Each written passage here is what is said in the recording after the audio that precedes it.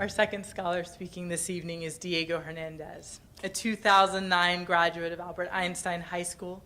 Diego went on to Babson College in Boston as a diversity leadership scholar, and he majors for the next couple of weeks anyway, in business management. Diego was also a recipient of one of our coveted Al Neely scholarships, named after a faithful CDI supporter whose wife, Carla Elliott Neely, served as our trustee. These scholarships enable our scholars to take unpaid internships during the summer without having to worry about finances. Diego made the most of that scholarship by working on a summer project with one of his professors, which he might describe a little bit more about. And he is graduating, as I said, in a couple weeks with a job all set to work with EMC, organization which does data management. And he told us that right now he's looking to see whether he'll be placed in Seattle or San Francisco, both of which sound like wonderful options. So Diego, I'd love for you to come and share your story with us.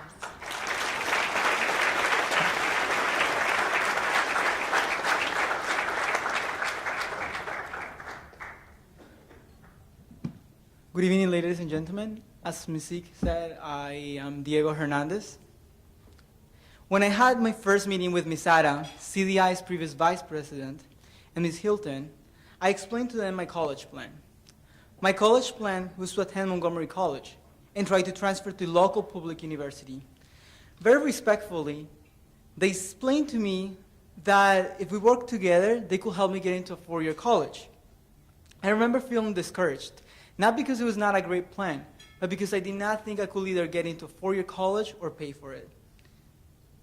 I had arrived on North American soil less than 2 years prior to our conversation, with no previous serious English classes. I told them right away that I thought I could not attend a four-year institution as I was just starting to learn English. How are my professors supposed to understand me if I still got the what that foreigners get when they speak broken English? Ms. Ada responded, "I understand you fine." She went on to say that she believed in me. That was one of the most memorable moments of my life.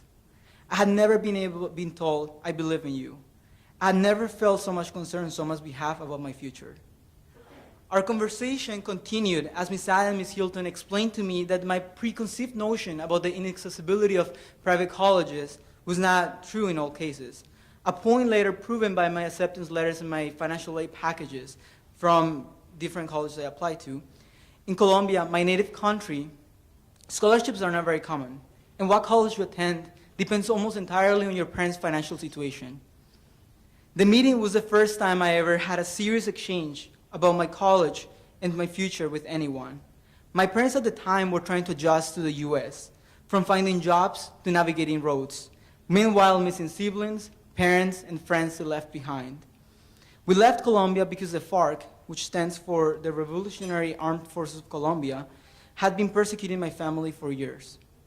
We could not live in Colombia anymore, and my parents did what they thought was the best for my sister and I. They brought us to the land of opportunity, and it was now my job to take advantage of those opportunities. To be successful, of course. The concept of opportunity and success is interesting because it differs from person to person. Personally, taking advantage of the resources available to get a job good enough to live a stable life have been a great achievement. I did not know much better. My understanding of accomplishment was in progress was limited to the examples set by those I left with and those I knew.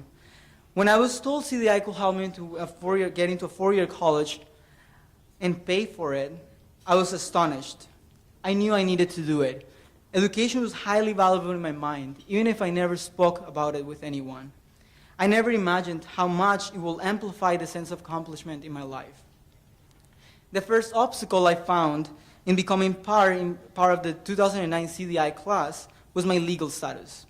I could only be part of the program if I was a legal resident, which at the moment I was not. Nonetheless, my parents were in the process of obtaining political asylum, and with much patience and good wishes, Ms. Anna and Ms. Hilton told me they needed to wait for the outcome, as I could not get financial aid without legal status. Thankfully, I was granted political asylum by the United States government and was admitted to CDI's class of 2009.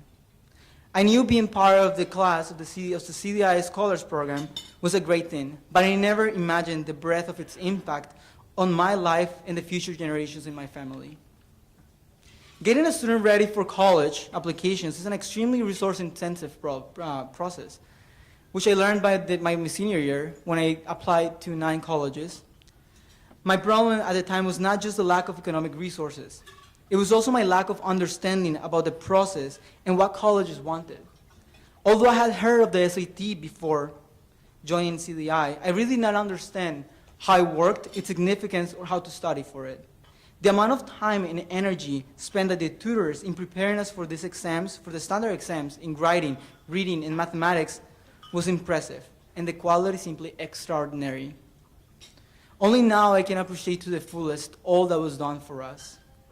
The preparation for the SAT was not all.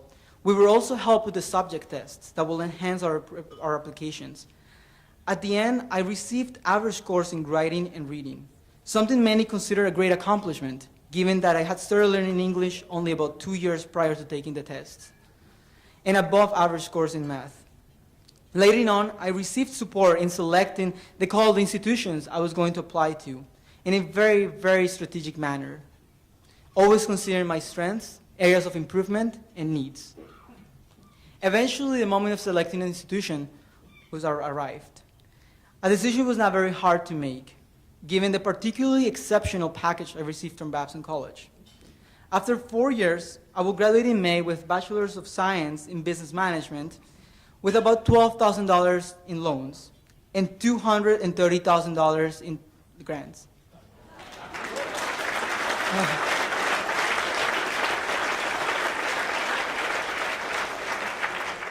Today, I can tell you every single of those pennies, of those $12,000, were worth it. And the total of the loans is diminutive compared to the value of the education I received. If I had not been impacted by this extraordinary organization, I might have $12,000 less than in debt. But I can also say I will more likely be living a life of less intellectual freedom and economic independence. While at Babson, I received the Dean's Leadership and Achievement Award, a recognition given to those student leaders who have contributed the most to the college. And I am often congratulated on what I have accomplished in my personal, academic, and professional life. I am told that I have tremendous potential and will accomplish great things. When I stand in front of the mirror in the morning and I look at my reflection, I am amazed at how far I've grown. From an ISO 1 student who living in an unstable life in a basement, who did not even believe in himself, to someone who will start a career as a financial analyst for a Fortune 500 company, EMC Corporation.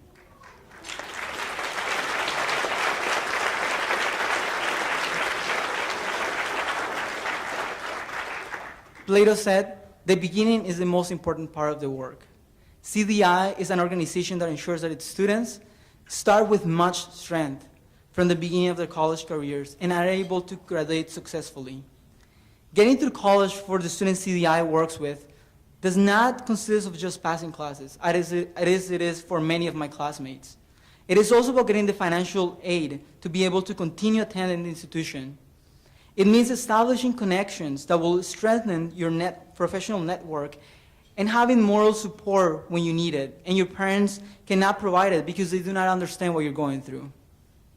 I did not even know what the FAFSA was before going to college. And since not many people talk about it at Babson, it was easy to forget. CDI was there in the beginning to teach me how to do it, and all throughout the process to remind me to do it. CDI invited me to events that helped me train the critical skill of networking. When I was a sophomore, I wanted to work on a summer project with a professor. Unfortunately, the opportunity was unpaid, but luckily, CDI offered the CDI Scholarship that provided funding for CDI scholars to participate in a prestigious unpaid internship. I was one of the first recipients, as mentioned before. As part of CDI's summer reading, I was given a book by Malcolm Gladwell, Outliers, which I'm sure many of you know. The book completely changed the way I see myself and I think of my own success. I have concluded that I'm an outlier. Yes, I work hard, but I'm not the only one. I have to admit that I was one of the lucky ones to be spotted by CDI. which helped and inspired me to succeed.